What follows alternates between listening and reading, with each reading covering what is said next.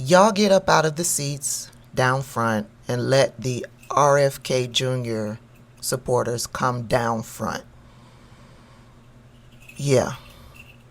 Come on now. I know y'all tired of getting up, but let the RFK Jr. supporters have the seats down front because this message is for them.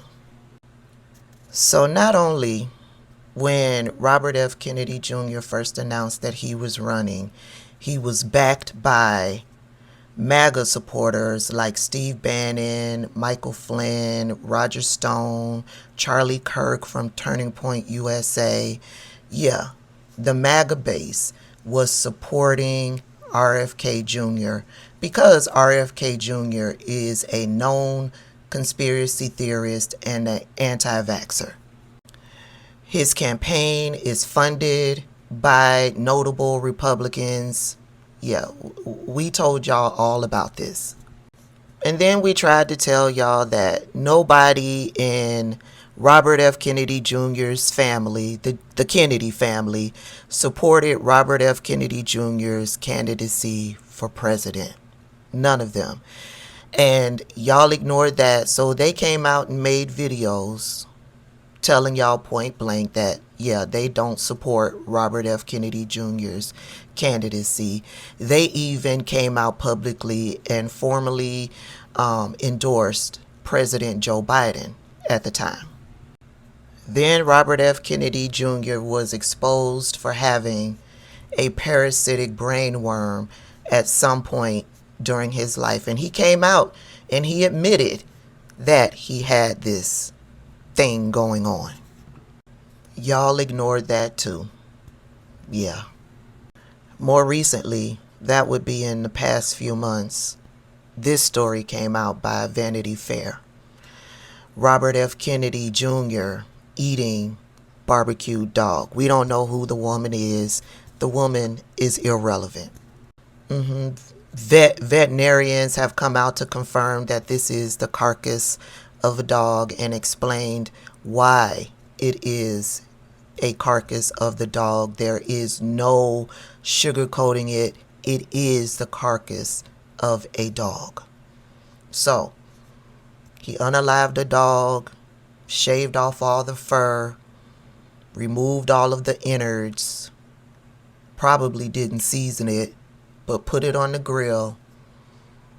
And he and this woman took this picture. And he then sent this picture and sent it to a friend who was traveling to an Asian country and told them to try the dog. I actually talked about this story live. I can't remember if I shared it over on the YouTube, the Tube, but you can go on over and check to see if I shared it over there. And if I did, take a listen to the video. Robert F. Kennedy Jr. came out and said that he did not eat barbecued dog, but what did we expect? He tried to spin it and said that it was a pig.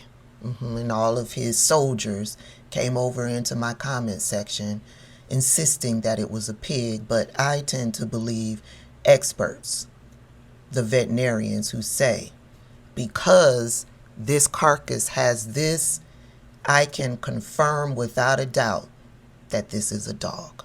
Yeah, y'all still didn't believe that. And then just a few weeks ago, maybe 3 or 4 weeks ago, this story came out.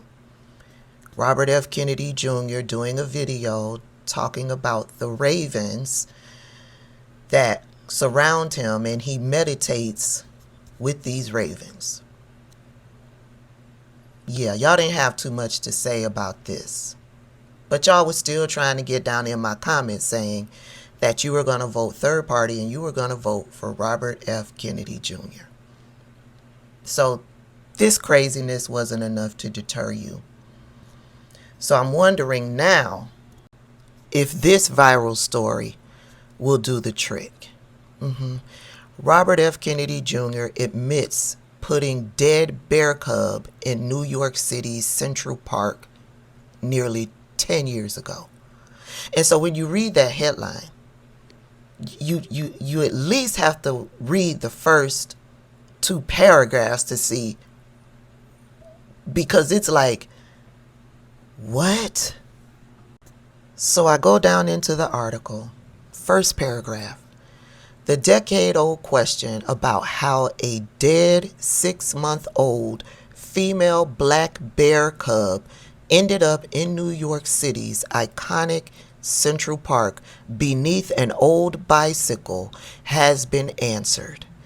Independent presidential candidate Robert Kennedy Jr. on Sunday confessed that he was behind the incident after a fact checker from the New Yorker called him to verify the story.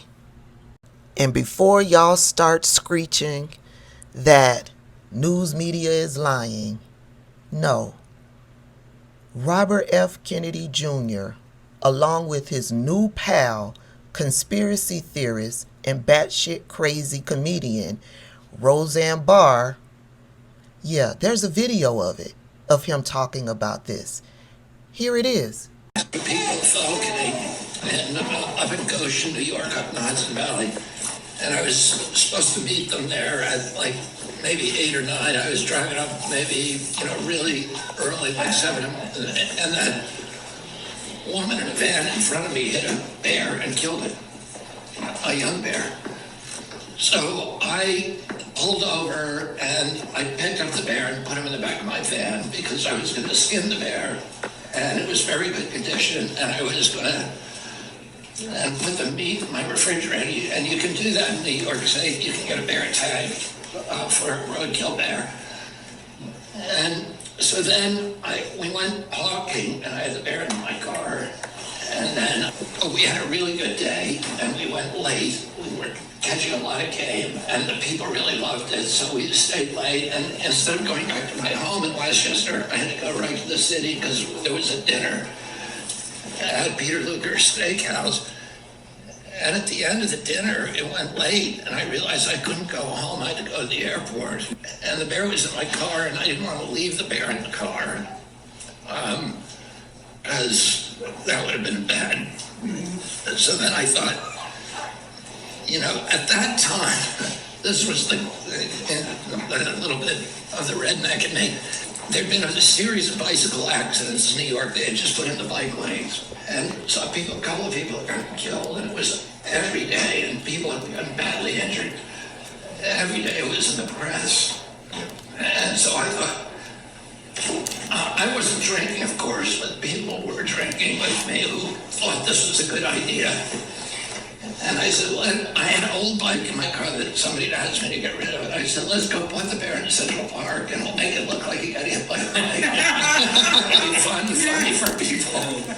So everybody thought that's a great idea. So we went and did that, and we thought it would be amusing for whoever found it or something. The next day, it was like, it was on every television station. It was the front page of every paper, and I turned on the TV, and there was like a mile of yellow tape, and there were 20 cop cars. There were helicopters flying over it. And I was like, oh my God, what did I do? And then there were some people on TV in Tyvek suits with gloves on lifting up the bike, and they're saying they're going to take this up to Albany to get a fingerprinted. And I was worried because my prints were all over that bike. And luckily, the story died after a while, and